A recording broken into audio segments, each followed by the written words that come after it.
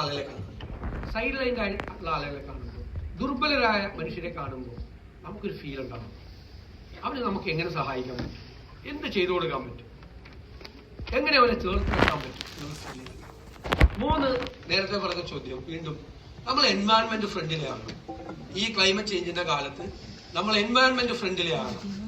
പിന്നെ നമ്മളെ ജെൻഡർ ജസ്റ്റിസിനൊക്കെ വേണ്ടിയിട്ട് നമ്മൾ വാദിക്കണം. നമ്മൾ പൊളിറ്റിക്കലി ഇൻകറക്റ്റ് ആയിട്ടുള്ള വാക്കുകളൊന്നും ഉപയോഗിക്കാതിരിക്കാൻ ശ്രദ്ധിക്കണം.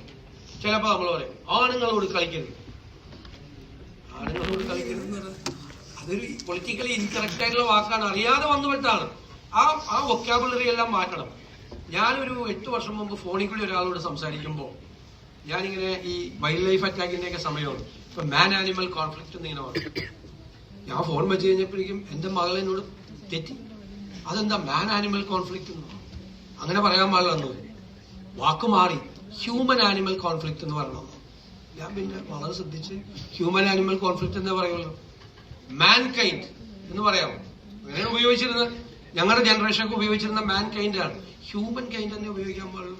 അപ്പൊ ആ വാക്ക് നമ്മൾ മാറ്റിയത് കൊണ്ടാകണമെന്നില്ല, നമ്മുടെ ചിന്തയിലും നമ്മുടെ സമീപനത്തിലും നമ്മുടെ സ്വഭാവത്തിലും നമ്മുടെ വർത്തമാനത്തിലും ഒക്കെ അത് വരണം. അപ്പൊ പൊളിറ്റിക്കലാണ്.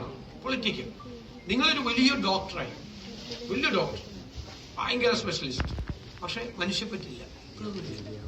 അപ്പൊ അതാണ് ഹൃദയത്തിൽ അത് നമ്മൾക്ക് സൂക്ഷിക്കണം. എമ്പതി ആണ് ഏറ്റവും പ്രധാനപ്പെട്ട കാര്യം. അതെല്ലാം ആവുമ്പോൾ നമ്മൾ പൊളിറ്റിക്കലാവും.